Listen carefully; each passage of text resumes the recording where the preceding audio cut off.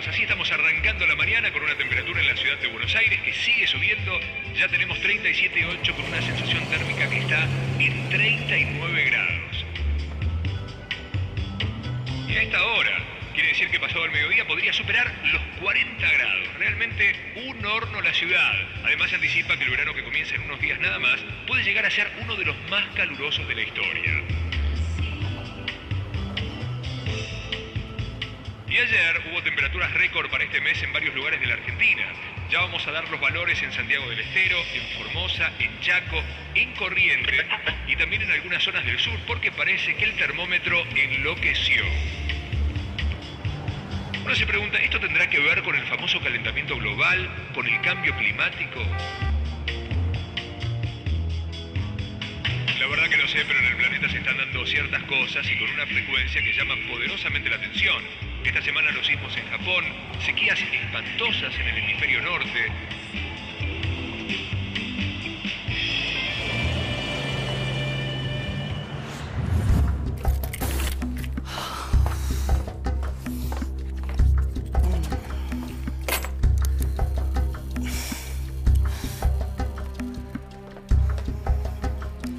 Hola, ¿cómo están?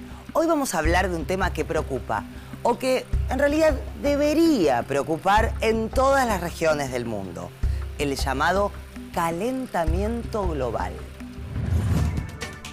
¿Qué es este fenómeno que afecta a todo el planeta? ¿Qué relación tiene con el cambio climático que estamos experimentando y con el efecto invernadero? ¿Qué es el efecto invernadero? ¿Quién produce el calentamiento global? ¿Y qué incidencia tiene y podrá tener en la Argentina, por ejemplo? Con el testimonio de un especialista y la ayuda del profe, vamos a responder a todas las preguntas. Pero podríamos empezar hablando del aire que respiramos y de la atmósfera.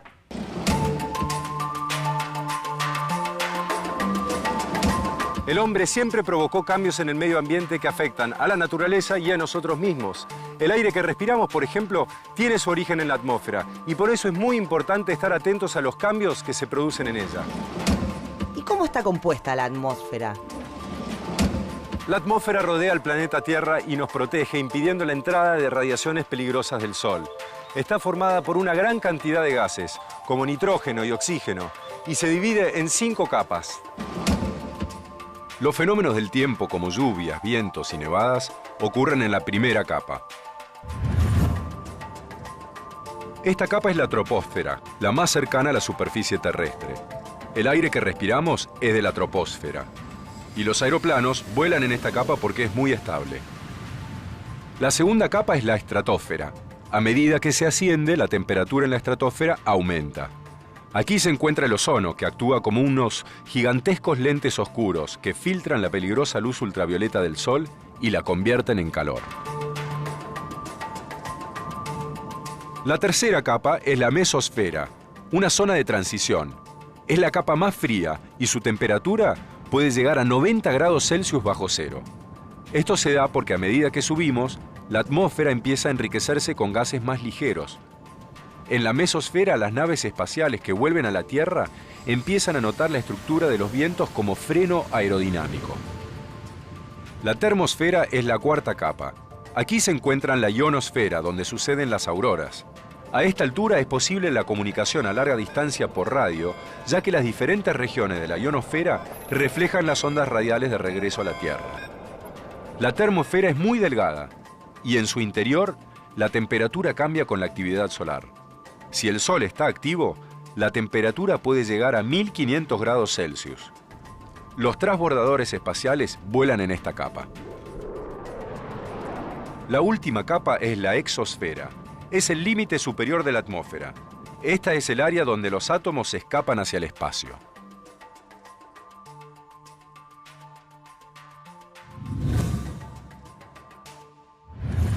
Todos sabemos que el aire, que como ya vimos se origina en la atmósfera, es indispensable para vivir. El problema del aire, especialmente en zonas urbanas e industriales, es su contaminación, que comenzó con la era industrial y en algunas zonas alcanza niveles muy elevados. Llamamos contaminación a la presencia de materias o formas de energía que dañen la salud de las personas, los animales y las plantas. La contaminación crece con el aumento de habitantes del planeta y las actividades derivadas de la industrialización, como el uso masivo de los medios de transporte. La quema de combustibles fósiles produce hollín, humo y gases dañinos, como óxidos de azufre y de nitrógeno. Esto puede causar problemas respiratorios y de piel. Otros elementos que contaminan el aire son los aerosoles y las sustancias radioactivas. Una de las consecuencias de la contaminación es la modificación de la atmósfera terrestre. Si la atmósfera se modifica, nuestro clima también cambia. Esto se llama cambio climático y tiene su origen en el calentamiento global. La atmósfera está compuesta por troposfera, estratosfera, mesosfera, termosfera y exosfera.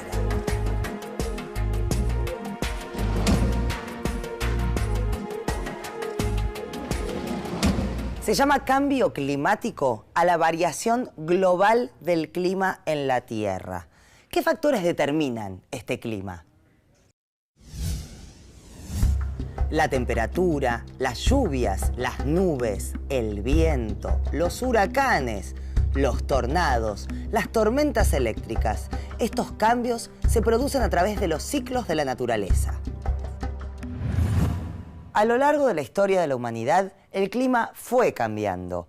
¿Pero por qué ahora cambia mucho más rápidamente? Por algunas actividades del hombre en la sociedad moderna que modifican el ecosistema. El cambio climático se produce por el calentamiento global. A veces se confunden estos dos términos, pero no significan lo mismo. Por ejemplo, puede ser que los próximos veranos sean más calurosos que los que vivimos en el presente. O sea, el calentamiento de la Tierra produce cambios en el clima.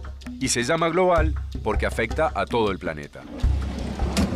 La principal causa del cambio climático es la contaminación, principalmente porque refuerza el llamado efecto invernadero.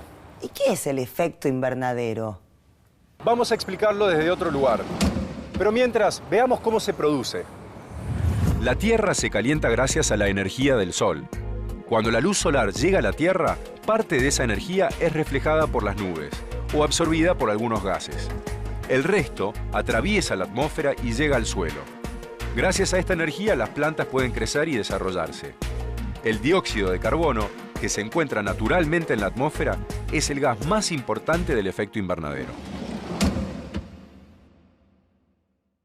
Las plantas verdes transforman el dióxido de carbono en oxígeno por el proceso llamado fotosíntesis. Los gases llamados de invernadero son los que absorben la energía proveniente del Sol, y esto permite mantener caliente al planeta. Pero veamos este efecto desde el lugar que le da nombre.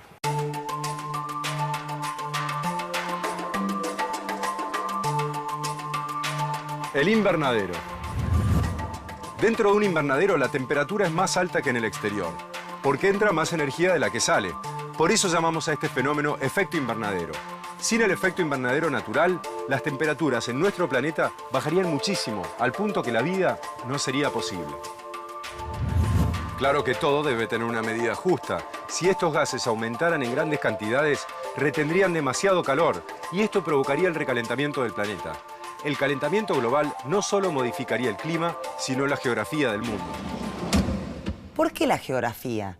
¿Qué consecuencias tendría el calentamiento global? Los glaciares del mundo y gran parte de los casquetes polares se fundirían, se derretirían, y así subiría el nivel de los mares. Las ciudades y campos situados en los valles que se encuentran por debajo de los glaciares correrían peligro de inundaciones. Las costas actuales podrían desaparecer bajo las aguas y millones de personas verían inundados los lugares en los que viven. Las tierras agrícolas se convertirían en desiertos y en general se producirían grandes cambios en los ecosistemas terrestres. Algunas especies podrían ser forzadas a emigrar de sus hábitats para evitar su extinción y otras podrían extinguirse. Algunas condiciones climáticas extremas, como el aumento de los huracanes, con efectos cada vez más devastadores, podrían ser la consecuencia de este cambio climático. ¿Y cómo se generan los gases que podrían provocar estas consecuencias desastrosas? El dióxido de carbono es el gas más importante del efecto invernadero, y la actividad humana lo genera en grandes cantidades. La quema de combustibles fósiles como el carbón, el petróleo y el gas, y la quema de bosques son las principales fuentes de emisión. El monóxido de carbono es un contaminante primario, un gas sin color, olor ni sabor. Es tóxico porque envenena la sangre. Los factores contaminantes con este gas son fundamentalmente los escapes de los automóviles, las chimeneas de las fábricas y las actividades mineras que utilizan el carbón como fuente de energía. Otro gas contaminante es el óxido de nitrógeno, que puede sobrevivir unos 170 años en la superficie terrestre. ¿Quiénes son los responsables del calentamiento global? ¿Cuánto contamina nuestro país? ¿Y en qué proporción lo hace en comparación con otros? Son muchas las preguntas y algunas difíciles, así que consultamos a un especialista. Veamos qué nos respondió. El compromiso, hay países que producen mucho más efecto sobre la atmósfera que los países con más desarrollo industrial, con más gente. Generalmente son los que menos conciencia tienen y entonces los que más efecto producen sobre el calentamiento global. Por ejemplo, India y China, con una población de tantos millones de habitantes, tiene un efecto mucho más importante en el calentamiento global mundial que el que tiene Argentina. Además, Argentina está haciendo algunas cosas bien, a nivel país, a nivel nación. A veces, cuando miramos desde lejos hacia los grandes centros urbanos, vemos sobre ellos como una tenue nube grisácea que los rodea. Es lo que se llama smog. La palabra smog es la fusión de dos palabras inglesas, smoke, humo, y fog, niebla. El smog no es otra cosa que aire contaminado, aire sucio. Y esa nube grisácea de la que te hablaba puede verse especialmente sobre grandes ciudades, como Buenos Aires y la Ciudad de México. Aunque hay una diferencia entre estas ciudades con respecto a la contaminación del aire. ¿No, profe? Sí, hay una ventaja que tiene Buenos Aires, pero no por mérito de ningún control ni de sus habitantes, sino gracias a su geografía. En las dos ciudades, los vehículos son la fuente principal de contaminantes del aire. En ambas circulan cientos de miles de autos por día. La diferencia es que México está enmarcada en un gran valle que no permite lo que sucede en la llanura de Buenos Aires, que los vientos, en nuestro caso el pampero o la sudestada, vayan barriendo naturalmente el smog de la atmósfera. A pesar de que el problema sea mucho más grave en México, en Buenos Aires estudios indican que este nivel de emisiones de gases podría generar consecuencias irreversibles. La contaminación en las provincias también es importante, fundamentalmente en la zona cordillerana, donde existe estancamiento del aire. En la ciudad de Mendoza, a pesar de tener un parque automotor de 250.000 unidades solamente, hay una gran preocupación por el cuidado del medio ambiente. Mendoza cuenta con unidades móviles de última generación que controlan y detectan problemas de contaminación en cualquier parte de la ciudad. Del otro lado de la cordillera, en Santiago de Chile, los niveles de contaminación llegaron a ser los más altos de la lista mundial. Dijimos que global significa que afecta a todo el planeta sin importar dónde se origina el problema. Un ejemplo es el agujero de la capa de ozono, un motivo de preocupación especialmente para argentinos y chilenos, y el profe nos explica por qué. El agujero de la capa de ozono es uno de los más serios problemas ambientales y se encuentra entre la Antártida, Argentina y Chile.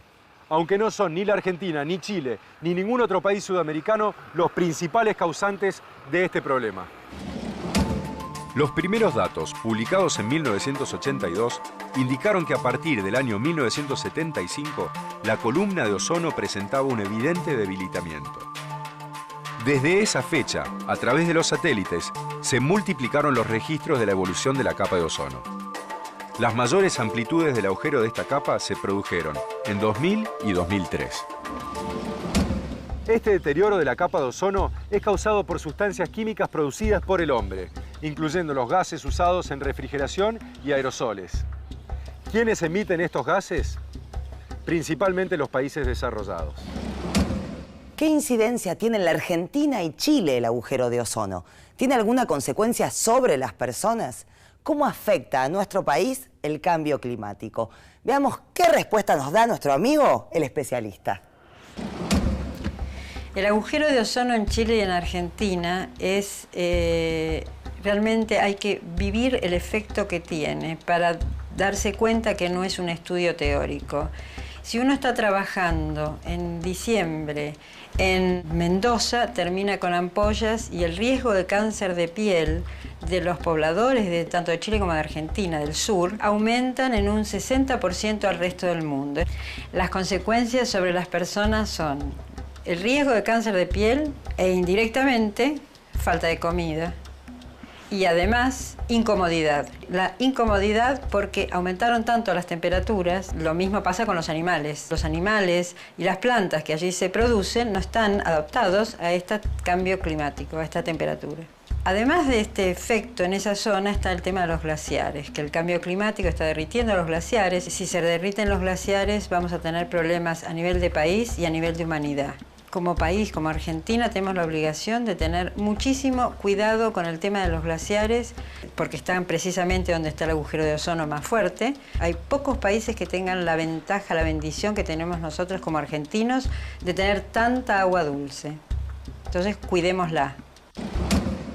El fenómeno de la polución atmosférica es lento y crónico.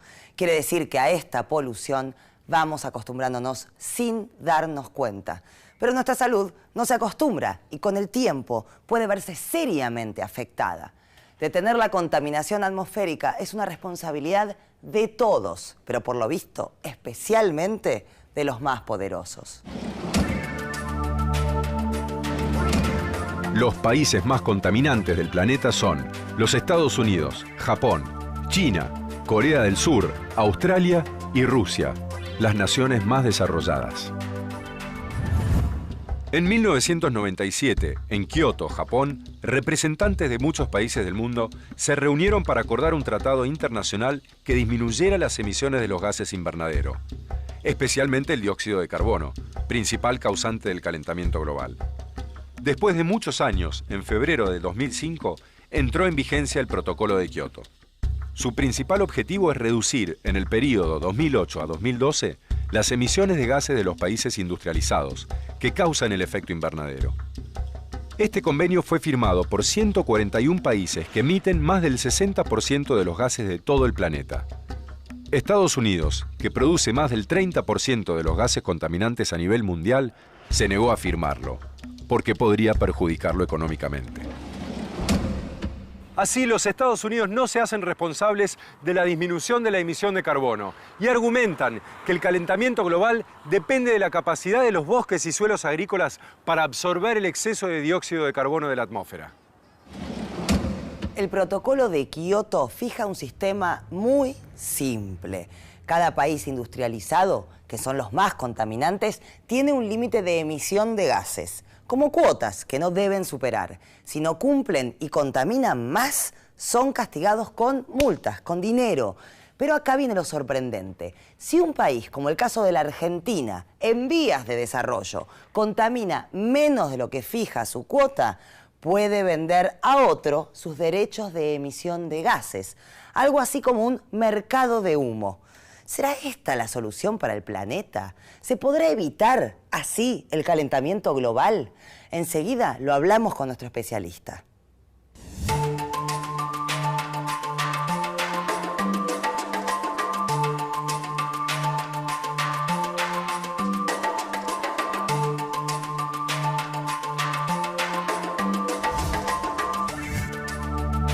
Desde la revolución industrial de mediados del siglo XVIII, las condiciones de vida en todo el planeta fueron cambiando rápidamente.